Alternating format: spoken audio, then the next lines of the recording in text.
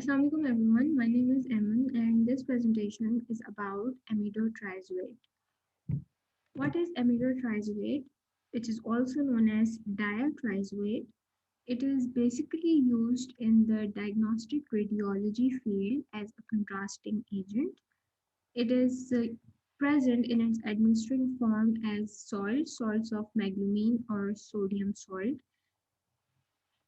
They are used commonly for X-rays, for gastrointestinal studies, for the examination of the blood vessels, and the examination of the kidney, the ureter, and the bladder, as well as for cholangiography, which is the study of the bile ducts, as well as CT scan.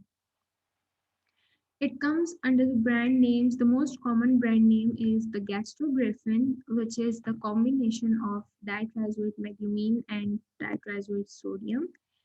Other than that, we also have HIPEC, urografin, and some other names that I'll mention in later slides. Other indications for these contrasting agents is the visualization of foreign bodies for endoscopy. Sometimes children swallow coins or other small objects, or some other individual might present an unusual insertion or ingestion of any foreign object, and to remove that object before you have to localize it first at where exactly it is located, and for that location, for that image, these contrasting agents are used. Moreover, visualization of gastrointestinal fistula, which is an abnormal opening in the GI, either in the stomach or the intestine, from where the GI content can be leaked and is required for the surgical procedure. This amidotrizoate or diatrizoate is very effective for the visualization of the fistula. Usually, when we perform fluorescence examinations, they are based on barium sulfate, and some patients might be allergic to barium, and for those patients, amidotrizoate can be used as an alternative. About the dose, if we particularly talk about gastrografin, which is because it is a very common brand here, each ml of gastrografin contains 660 mg of ditrizoate meglumine and 100 mg of ditrizoate sodium. Other than these two compounds, every contrasting agent also has iodine, because we know that X-rays can even pass through the bones, but they cannot pass through the iodine that is present in these contrasting media, and that helps us to give a better radiologic image or demonstration. It comes under two dosage forms. One is oral and the other is rectal. For oral administration, adult dosage ranges from 30 to 90 ml. It may vary as per the nature of examination or the age or the gender of the patient. For infants and children less than 5 years of age, 30 ml is usually suggested. If we are using it as enemas, we have to dilute it first, and the adult dilution that is recommended is 240 in 1000 milliliter of tap water, and for children under 5 years of age, 1:5 dilution in tap water is suggested. Talking about some of the adverse effects upon its administration that can be expected is allergic skin reaction or allergic asthmatic symptoms. If we inhale it in large quantities, there might be some other toxic reactions that are appeared, and it includes convulsions or seizures. Again, breathing difficulties, shortness of breath, which is dyspnea, and under gastrointestinal symptoms, the patient might feel nausea or vomiting. In such toxic conditions, you have to do an emergency treatment, and for that, it is recommended, of course, for to remove the breathing difficulty of the patient. Start artificial respiration. You can also perform CPR if necessary, and if the eyes are contaminated, must gently wash it. It is recommended to not induce vomiting, again to keep the passage clear. And if vomiting occurs, you have to lean the patient in such a way that the airways are open and there is no respiratory hindrance. Irrational use of gastrografin also is related to the trachea or the airways or the bronchi. It may lead to serious pulmonary complications, including pulmonary edema and pneumonitis. And there's this condition called pleural effusion. It is the accumulation of the fluid in the lungs, called water in the lungs, which makes it very difficult for the patient to breathe. And in very serious conditions, it may also lead to death. If you have to go take a radiological examination, you must tell your physician on what medications you are on recently, because diatrizoid or other contrasting media has the potential to cause drug interactions and it can lead to serious risk conditions. One of those interactions is with the amlodipine. It is a calcium channel blocker, helps to reduce the blood pressure. Diatrizoate can also causes low blood pressure and the risk may be increased if you're using both at the same time. Next is a very common ibuprofen. Ibuprofen causes kidney, it affects kidney in some ways, and diatrizoate and other contrasting agents can also have the potential to cause kidney damage, and the combined effect of both ibuprofen and diatrizoate can lead to serious risk. Acetaminophen, if you're taking NSAIDs because of any reason, inflammation or the infection, diatrizoate decreases the excretion rate of the acetaminophen, and so it will not be excreted. It will remain in your blood, in your serum, and the serum concentration level can rise up to toxic levels. Next, it is not exactly a drug but a test. There are a few tests, specifically thyroid function test and pancreatic test. These both are affected by the presence of diatrizoate. If you take oral diatrizoate or even intravenous iohexol, iohexol is also another compound used as a contrasting agent.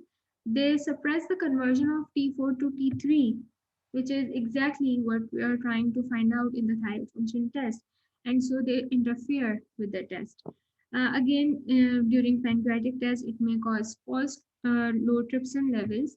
And so any test that can be affected by the presence of any contrasting media, they should be performed prior to the administration of the contrast media, if you have to take both of them somehow.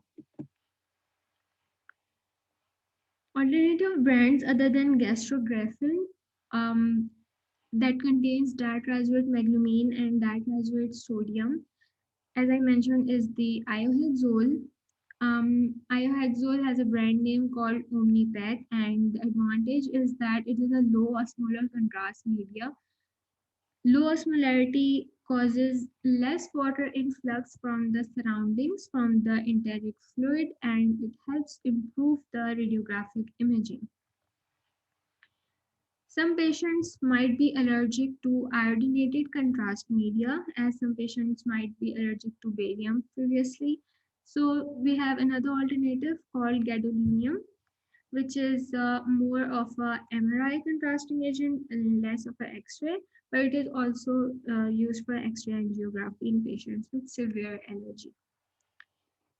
As we mentioned here about the ibuprofen, that it has diatrizoate interacts with ibuprofen because it can cause kidney damage. So if a patient is suffering from chronic kidney disease, if he or she is kidney compromised, and we again administer diatrizoate or any other iodinated contrasting media, so it will be very risky for the patient. So for the such patients, we use another alternative, and that is dilute ICM, which is diluted really well, so there is least effect on the kidneys. These are some of the brands that are available in Pakistan. Um, some are in solution form as in gastrografin, and this is the bottle. It looks like that. Some are injectables and some are also drops. They have different concentrations of the compounds that are present in them, and thus varies the prices.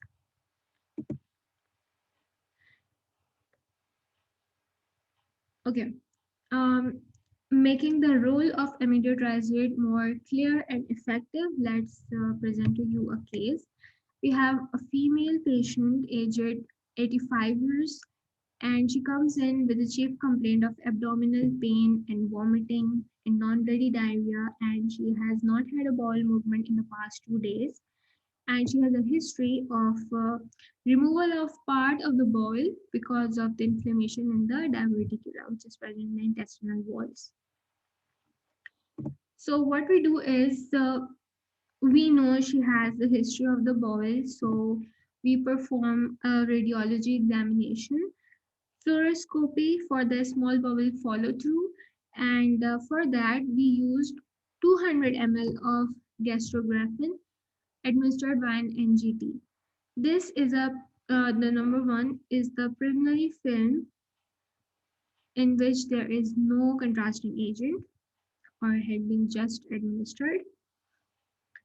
This is 6 hours after the administration of gastrografin, and we can see how the small bowel has opacified itself, has become very prominent, and it was observed that the loops were dilated up to 5 centimeter. After 11 hours, we can see that the contrast still remains in the small bowel without progression into the colon. And finally, after 16 hours, the contrast media finally progresses down below the colon. And that is evident because the fecal material was observed and the pacemaker leads were observed. Left hip screw and costal cartilages were also identified. So after the assessment by this image that shows the dilation up to 5 centimeter, which is problematic for a small bowel, we assess that the patient has the consistent features for a small bowel obstruction. So what is the plan here? Small bowel obstruction can be caused by many reasons. Some of them is abdominal adhesions or hernia or some other malignancies, and it can lead to serious loss of electrolytes, and thus the initial management of our plan will be to first of all electrolyte balance, and then we identify the severity and the cause of the obstruction, because that will lead us to further planning about the surgical procedures. Either conventional medications will be enough for it, or there has to be a surgical procedure. GI decompression is the removal of the GI content. This is the suction of the GI content to make it less tender. And then the symptomatic treatment for the nausea or the vomiting or the bowel movement and etc. And thus that is how the contrasting agent helped us not only in diagnostics but also therapeutics. And amidotrizoate is one of the very effective and very commonly used in the field of radiology for such demonstration. That's all about amidotrizoate. Hope you understood everything.